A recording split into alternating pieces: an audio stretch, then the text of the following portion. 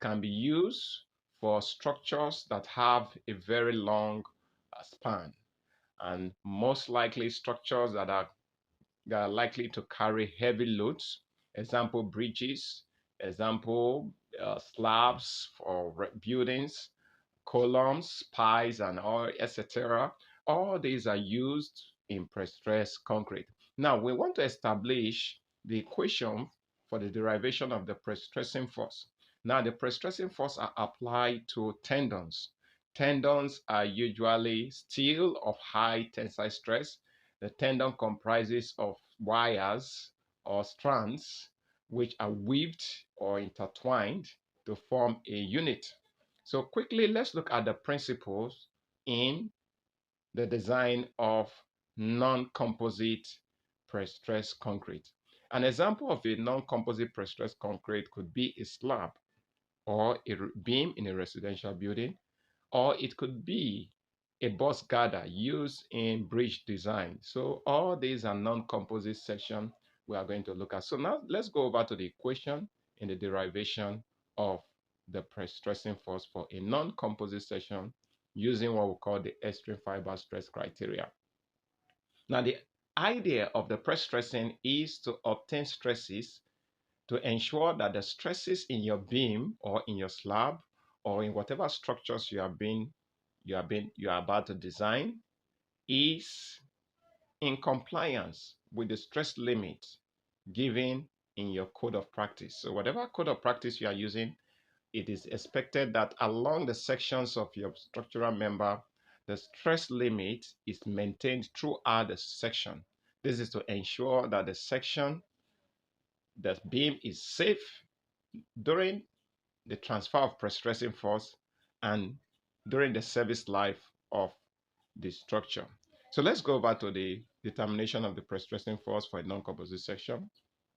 Now let's start off with a beam. Now we are working on a beam. We want to deal with a beam, a rectangular beam. We want to deal with a rectangular beam. So quickly, let's draw the section of a rectangular beam.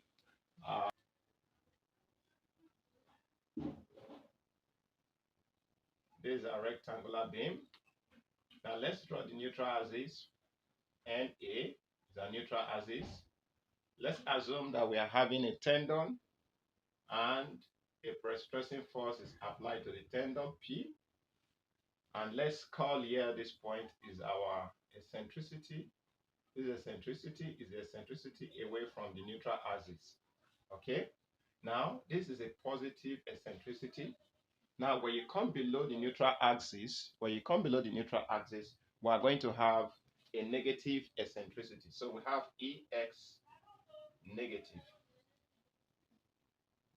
So this is EX negative. This is a negative eccentricity. Now, when we have this rectangular section of this beam, we are going to have stresses that will be acting on this beam. Now, the first stress we are going to see, remember these are neutral axes.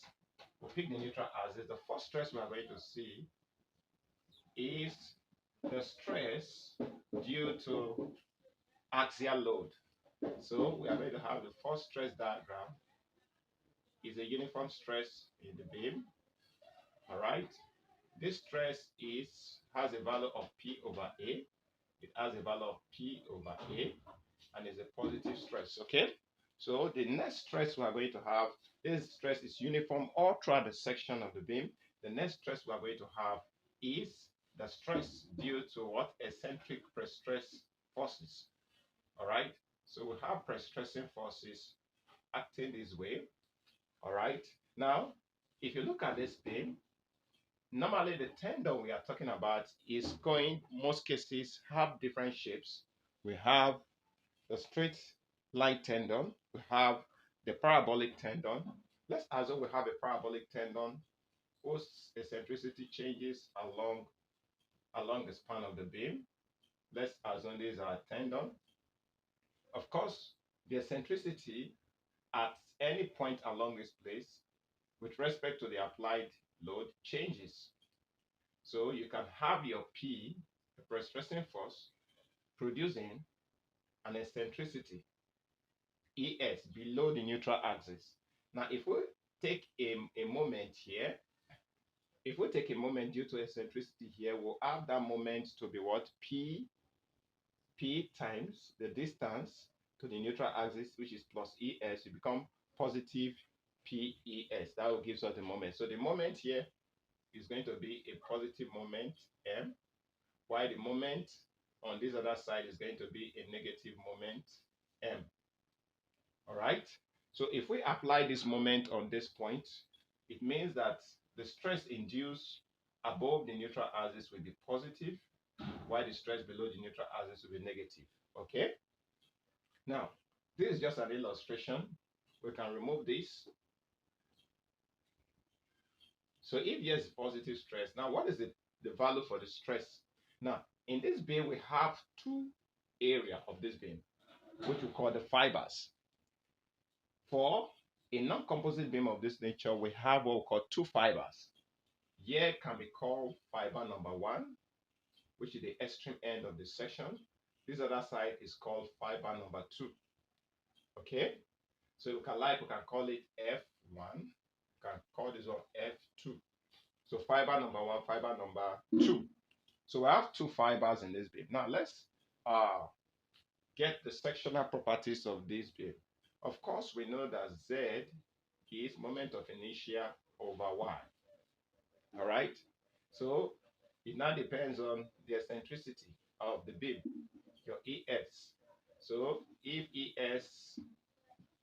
ES below the neutral axis is regarded as E1, you will have Z1 I over Z1. While Z2 will become I over Y2.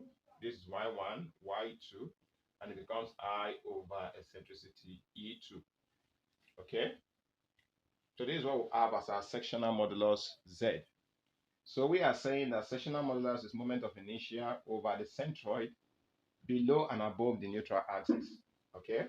So if that is the case, we have this. So below the neutral axis, we have the bottom fiber, which is fiber number 1.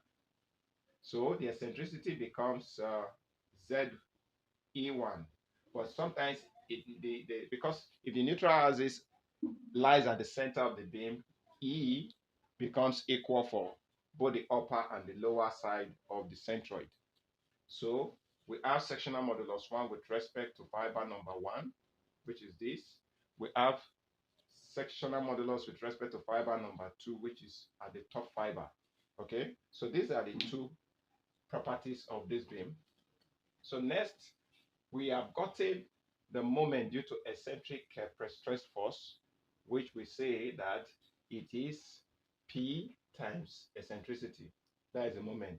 Now the stress, remember that stress is moment over sectional modulus. Okay, so if stress is moment over sectional modulus, so we are saying that the eccentric moment, which is P ES over sectional modulus. The sectional modulus will now be sectional modulus with respect to fiber number 2. So we say Z2. Here is a negative stress. So the same thing becomes PES over sectional modulus with respect to fiber number 1. So this is the second stress. Now the next stress we are going to have is the stress due to applied loads. We have stress due to, right? Now, in the case of stress due to applied loads, we are going to look at two load cases. The first load case, we say load case 1, load case 1. In this load case 1, we are going to consider what? A scenario where dead load is applied on this beam. So we say moment M1, let M1 equal to moment due to dead load. Now, moment due to dead load include self-weight of the beam and other dead loads. All right. Now, the second load case, we'll call it load case 2. Load case 2 is moment M2. Let's call it M2. And it's equals to moment due to dead plus life loads. So these are the two cases. So this is the next case, that is M2. So each of these moments will produce their own stresses at the fibers, both at the top and at the bottom fiber. So let's start with the first load case, which is load case 1. Let's see the stresses induced. So here we'll have a stress, which is going to be uh, a positive stress. Stress due to what? Load case. Stress here is stress due to what? Load case. Now, in this case, it is assumed that the compressive part of the beam is going to be positive stress, while the tension part of the beam is going to be negative stress. So we'll have negative stress here, we'll have positive here. So we're going to have stress due to dead load alone will be M1 over Z2. M1 over Z2. Now the next one we'll see have here as M1 over Z1. So this is a stress due to dead load alone. Now the next stress is a combination load, which is dead load plus life load, and we'll call the moment produced from that load combination as Z as M2. So the stress induced on the beam becomes this. We'll have it as this. So we'll have M2 over Z2 and M2 over Z1. So this is a stress, positive and also negative stress. Now the last stress will be stress produced as a result of the application of dead load alone, but in this case is axial stress. Of course, not all beams normally have axial load. Most of the axial load for most beams are 0, depends on the nature of the beam. But if it's a frame, you are most likely to have axial load. But in a continuous beam, you will not have axial load. So, but in a case, let's assume it's a frame, we have an axial load. Let's say we have axial load 1 due to axial load, we have it as N1. Axial load due to dead load, we call it N1 over A. Then the next, which is the last, we'll have the last stress, this positive stress. We have axial load due to dead plus life load, which is N2 over A. So yes, N1 over A. Yes, N2 over A. So these are all the possible stresses you will have in a non-composite beam. Okay, so now, having gotten these stresses, the idea of this stress is that all the stress combined together acting on this beam must not exceed the allowable stress required by your code of practice. So whichever code of practice you are using, it is expected that the stress at any section along the beam must comply to the limit set by the code. Now let's go over and let's assume the fiber stress. Let's pick up the stresses. Now we are going to start by saying calculating the stresses. So let's start with the stress. We'll start by saying stress due to stress at fiber 1. We'll start by saying at fiber number 1. At fiber 1. At fiber number 1, we have stress. Now, what is the stress at fiber number 1? We'll say that stress due to fiber number 1 as a result of the application of pre-stressing force, P, is equal to P over A. This is fiber number 1. Remember that at fiber number 1, the force here is a negative force, so we'll have negative P over A. P over A here is positive, sorry. So we'll have positive. The eccentric pre-stress force is negative, so we have negative P E S over what? Over Z1, sectional modulus 1. So this is stress due to stress at fiber number 1 due to pre-stressing force at fiber number 1. So this is the stress we have. Now the next stress at fiber number 1 is stress at fiber number 1 due to applied moment M1. So if we look for that stress, we'll have it. Remember that when applied moment, which is dead load moment, is applied on the beam, you are going to have both the axial load and the bending moment. So the axial stress and the bending stress. So we'll have both of them. So at stress number one, remember that at fiber number one, these are fiber number one. This is the moment we are talking about, which is this. So we'll say the moment is negative M1 over Z1. Then we have axial stress due to that. We have N1 over A. All right. So these are the stress. So these are the two stresses we'll have at that fiber number one due to moment and pre-stressing force. Now at that same fiber number one, we'll have the third stress. Fiber number one, stress due to applied load 2, which is load combination 2. So stress due to applied load 2, load combination 2. So let's call it gamma 1, 2. So if we do that, let's look for it at the board. We have stress at fiber number 1, which is this, due to applied moment M2. So we'll have it as negative M2 over Z1 plus N2 over A. All right. So these are the three stresses we have now. We have the one for a single load and we have a combined load. Okay. So this is fiber number one. So now let's look at fiber number two. So we'll say at fiber two. At fiber number two, what do? Let's pick up the stresses. So we can say at fiber number two, we have our stress, which is gamma 1 as a result of pre-stressive force, which is stress at fiber number 2, gamma 2, due to pre-stressive force becomes what? These are the stress we have. We have P over A, which is a constant. Fiber number 2, we have positive P ES over Z2.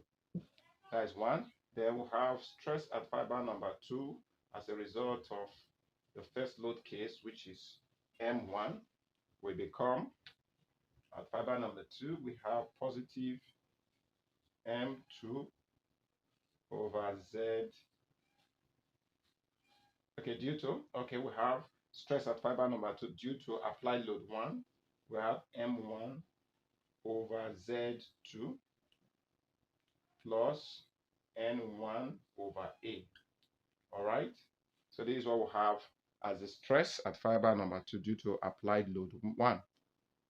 Now the last one we're going to have is stress at fiber number 2 due to applied load 2. That will give us stress at fiber number 2 due to applied load 2. Will give us applied load 2M2 over Z2 plus N2 over A. All right. So these are the stresses at fiber number 2. Now, I haven't gotten these stresses at fiber number 2. We are going to add them up and let us see what is going to amount to. All right. So let's start by calculating the total stress at fiber number 2 and fiber number 1. So let's go on. We can say that stress at fiber number 2 at fiber number 2 at the point of transfer of pre-stressing force,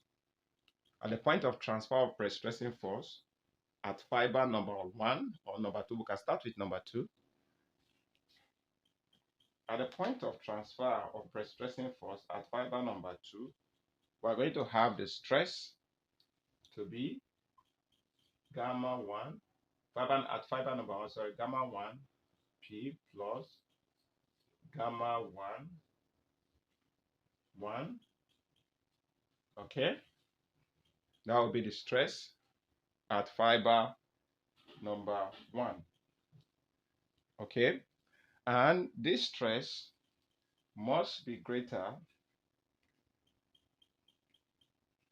This stress, this is at fiber number 1 due to the first part, at fiber number 1 due to moment 2. All right, so these are the two stresses we're going to have at fiber number 1. At the point, one is at the point of transfer, and one is during the service life of the structure. So these two stresses, you are going to see them. This one will occur at the point where you are applying your pre-stressing force, at the point you are transferring your pre-stressing force to your concrete member. Because if you look at it, you will discover that what we have, the stress you have here, is only stress due to dead load, which is self weight. As at then, the structure has not been put to service. So, but stress number 2 here is the stress you will obtain when the structure is already at service. Okay, so this one will go at the point of transfer of the pre-stressing force in your lab, in your concrete lab, or in your factory, concrete factory, where you produce your pre-stress. While this one is the stress you obtain when the structure is already at service. Okay, so now let's look at that is at fiber number 1. Now let's go over the fiber number 2. The same thing will happen at fiber number 2. You also have at service, the one at service and also at transfer. So we say at fiber 2, we can say we have the stresses.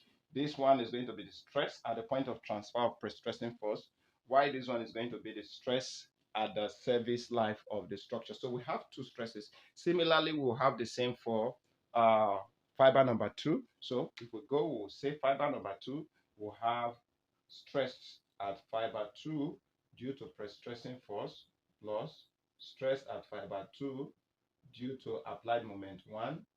I will have stress at fiber 2 due to pre-stressing force. We'll have stress at fiber 2 due to applied moment 2.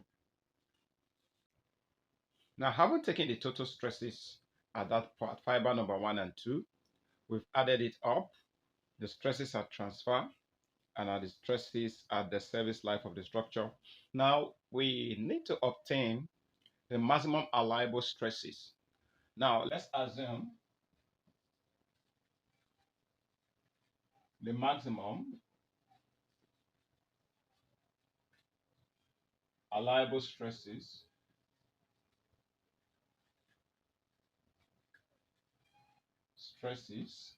are F minimum and F maximum respectively.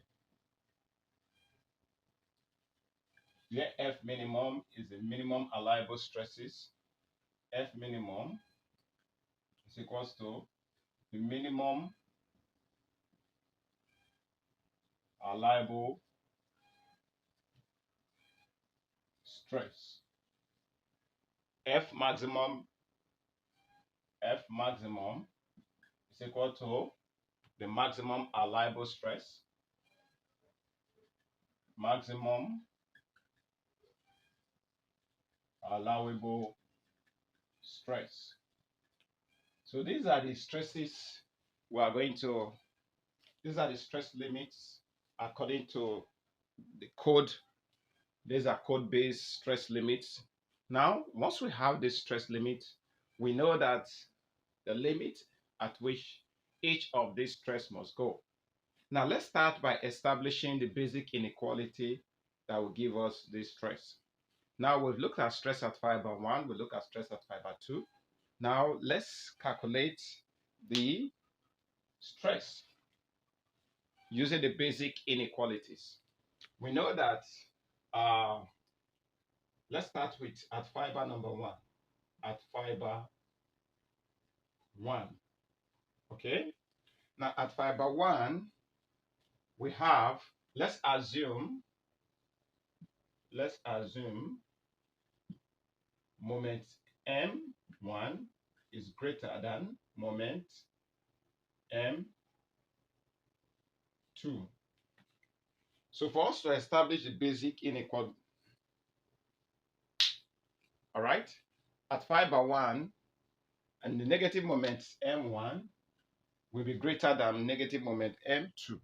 Of course, we know that should be the case because negative moment M1 is moment due to self-weight and some other dead load, while moment number 2 is moment due to both self-weight, dead load, plus life load. So it is expected that negative M1 should be greater than negative M2.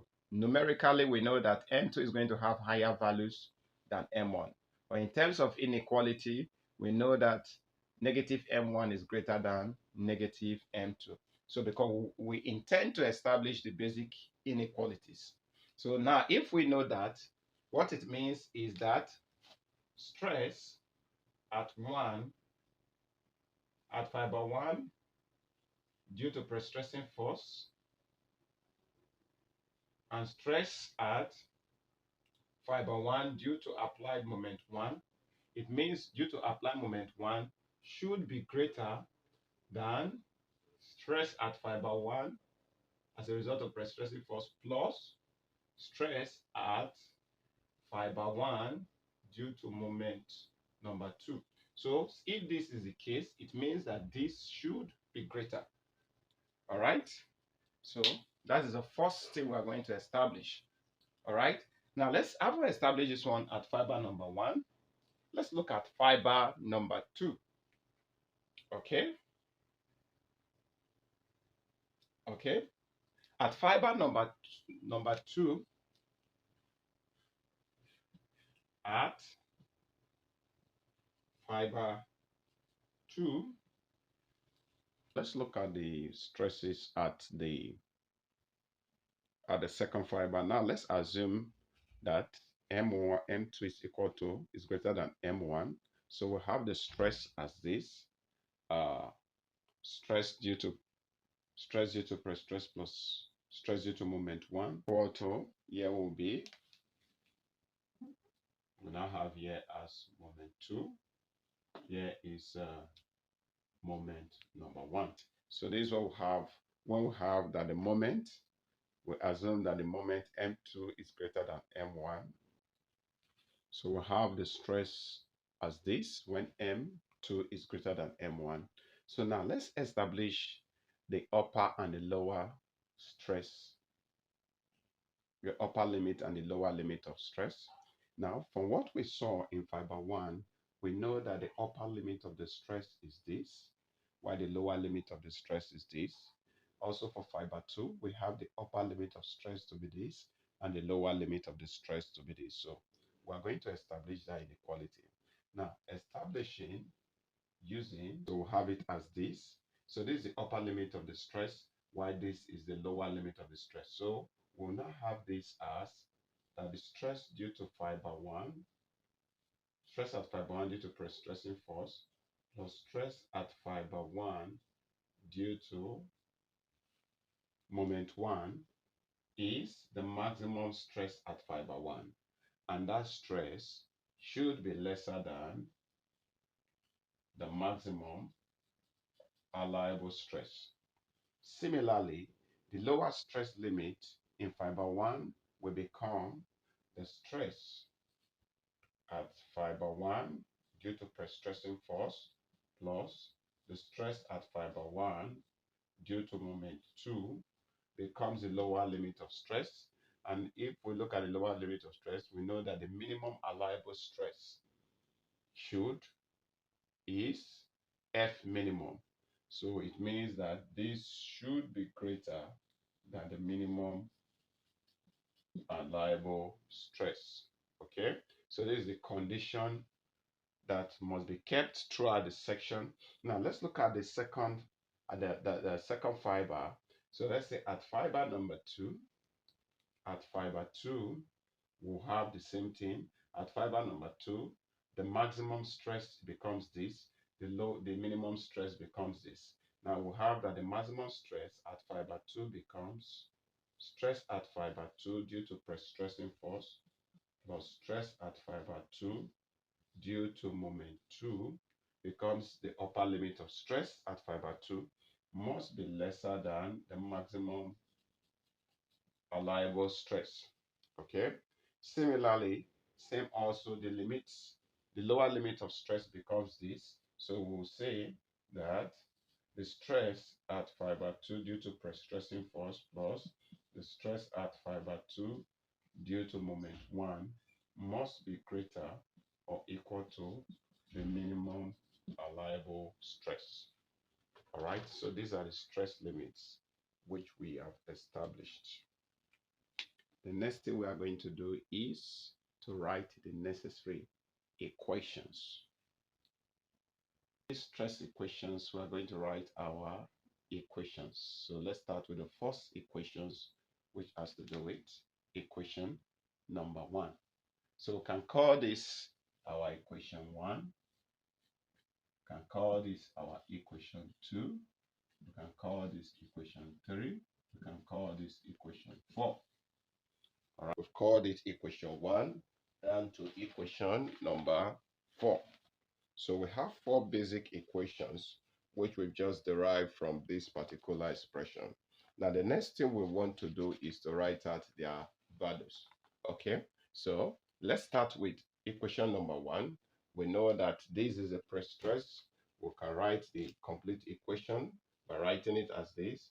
We have P over A. We have the eccentric pre-stress force over sectional modulus 1.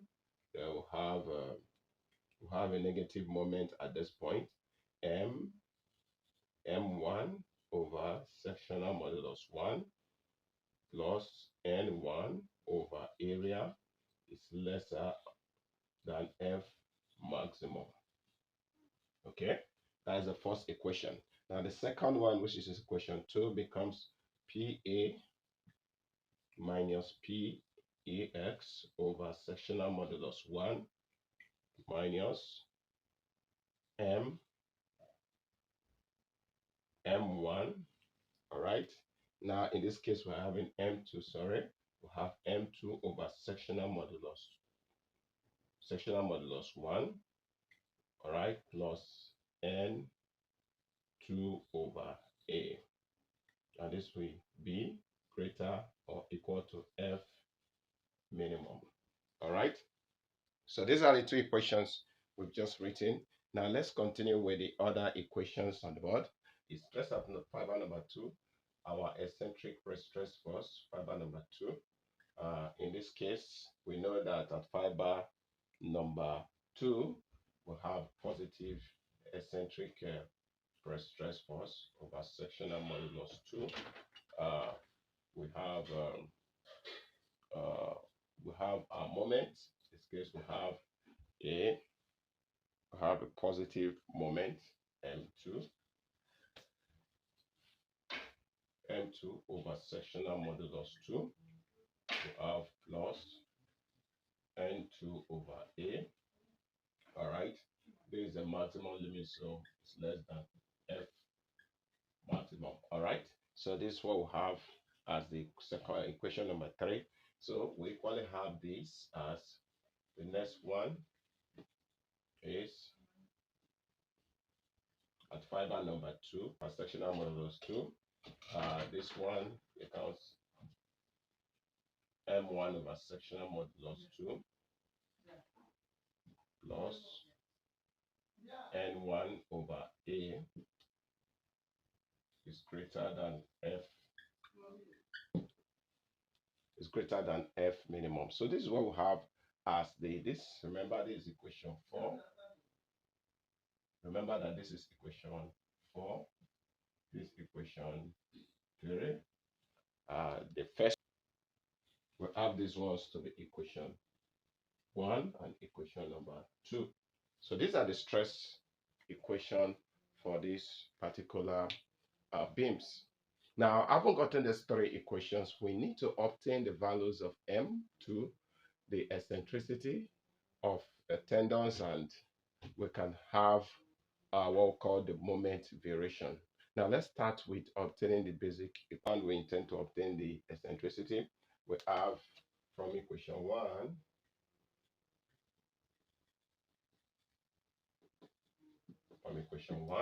we have P1, okay? We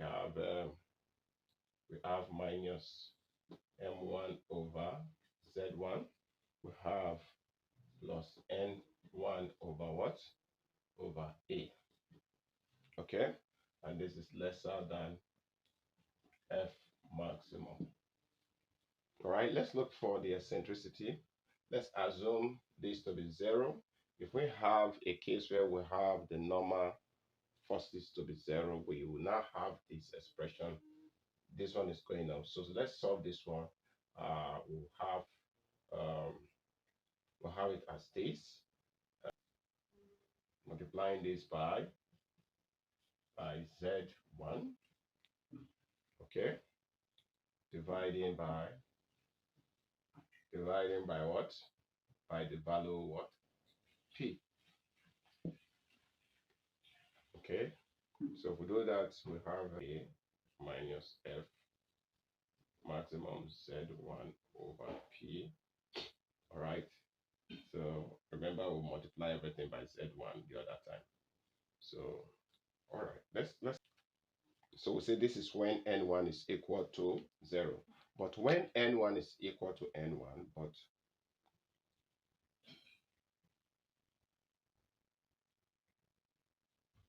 when N1 is not equal to 0, we'll have the expression, the ES will become of this format, Z1 over A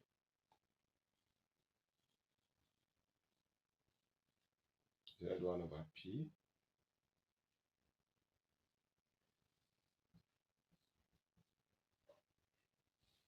So when it is not 0, we'll have that particular axial force. We'll have it also as the negative N1 over A. All right. Remember, we multiplied everything by Z, so this becomes Z1. Now we equally divided it by P over P. So that was what we did. So if we decide, I will say let's equation 3 and also equation 4. So let's call this one. The first one, let's call it equation 1, equation 1b. Okay. So we can say that we have AX greater than Z1 over A minus Z1 over P bracket F maximum minus N1 when N, where N1 represents our axial stress, minus M1 over what? Over P. Okay, so this represents, we can call this one equation 1A, like I said, we'll call it 1A. Similarly, if we work out the remaining equations, we'll have their equation as this. We'll have eccentricity. For equation 2, we'll have it as this. We'll have this F minimum. We'll have F minimum minus N1. All right. In brackets, we're going to have sectional modulus 2 over P, and we'll have minus Z2 over A, Z2 over A, and we'll have all these closed into brackets. Then we'll have minus M1 over what? Over P. So this is equation 2A. We can call it 2A. All right. So likewise, we'll go with the other ones. We have the next one, eccentricity. Or this is a lower limit of eccentricity. We're going to have this as, we'll have Z1 over P over A Z1 over A minus F minimum minus N2, all right, Z1 over what? Over P. So when we have this, we'll have it like this. So this minus what? Minus M2 over P. This is equation 3A. All right. So I haven't got equation 3A. We'll continue in the same format. We have AX, also the lower limit of eccentricity. We have F maximum minus N2, all in brackets, Z2 over P. Then we'll have minus Z2A over A. We'll close the bracket. All minus what? M2 over P. This is equation 4A. All right. So these equations becomes the equation for the cable eccentricity, or better still the cable zone. So now having gotten these equations, we can begin to solve them as they are on the board, so that we can have what we call the moment variation for this particular press stress. Okay. But before we go into that, I want us to look at the total stresses at transfer and the total stresses at the point of at the service during service. Now the stresses, like we did in the first time, we are supposed to establish this before now. The stresses at transfer are the stresses we have from equation 1. All right, the stresses we have from equation 1. So, and these stresses are the stress at transfer. All right, let's rewrite the stresses so that we can appreciate it. Now I haven't got these are the cable eccentricity. Okay, these are the cable eccentricity. All right, so these are the cable eccentricity. So the next thing we are going to look at, what are the stresses at transfer and the stresses at the point of application and the stresses during the service life of the structure. So let's start at transfer. All right, so at transfer we are going to have the stresses as this. We have at transfer, we have stress at fiber 1. All right, stress at fiber 1 plus due to pre-stressive force plus stress at fiber 1 due to applied moment 1. Okay, this is the stress at transfer.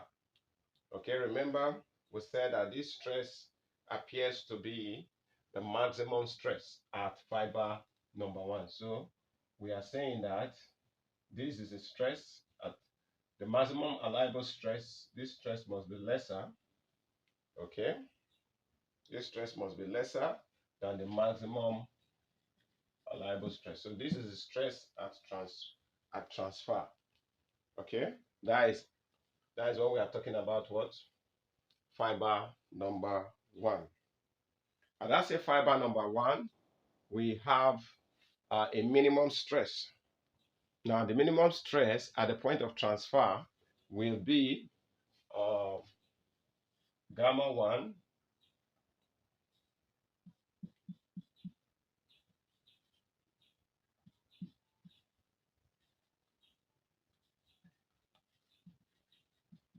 all right, so this becomes the minimum stress at the point of transfer. Now, how do you identify it at the point of, like I said, at the point of transfer, you are not going to have a combination load, because at that point, the concrete structure is under production.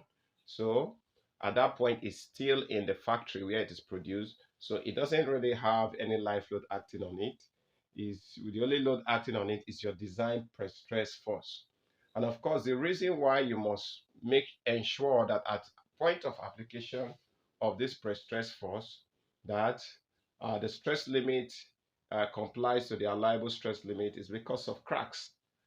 If these equations are not taken into consideration, you may end up applying excessive stress force on your structure, and during production of the structure it could lead to deformation or crack of that structure. So the stress limit must be adhered to strictly at the point of transfer.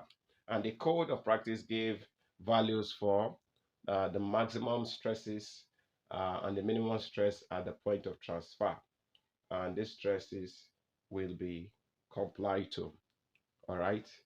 So now let's look at it. So we've established the stresses at the point of transfer. So we can, if you want, if you don't mind, you can substitute. And when you go back to the equation we give, you will see the formula for this. So this is at point at transfer. At transfer.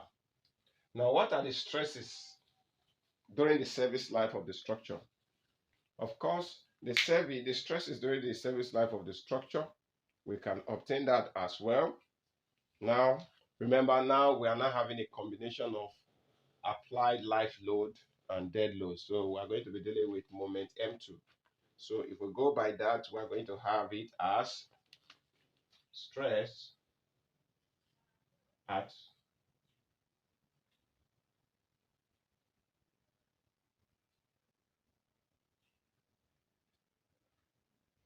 sorry, we have something here.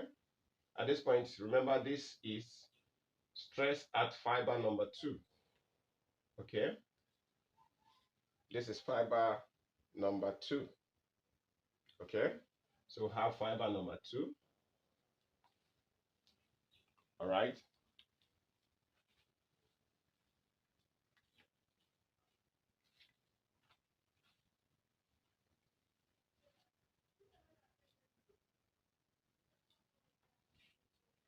So at fiber number 2, we are going to have this. So these are the stresses at the point of transfer. So here, remember, it's going to be 1 because we are dealing with, we're not dealing with combination load. So we're going to have it as 1.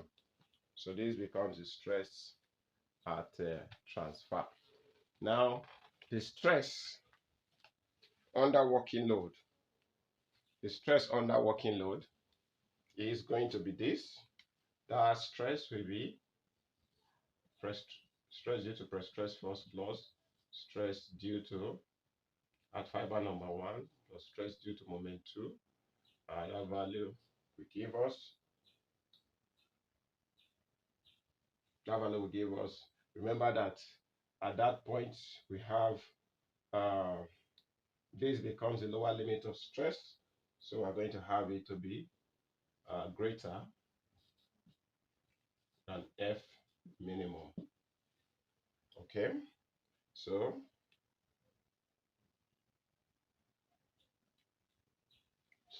we have the next one is going to be stress at fiber number 2 due to pre-stressing force.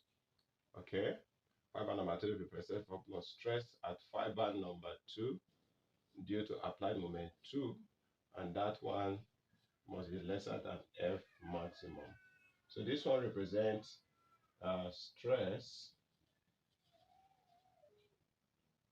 at working load. Okay, so that is stress at working load. So these are the 2 stresses we're going to have. So once you plug in those information we have from our previous example, you have the equation expressly stated. Okay, so this is where we have. So the next thing we are going to look at in this problem, we are going to look at the cover requirements.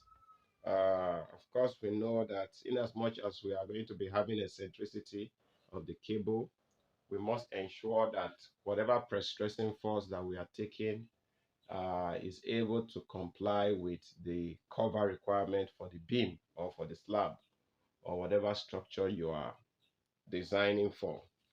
Okay, so today this brings us into the conclusion of this lecture today. I want to thank you for watching. If you do enjoy this lecture, please do well to subscribe to our channel.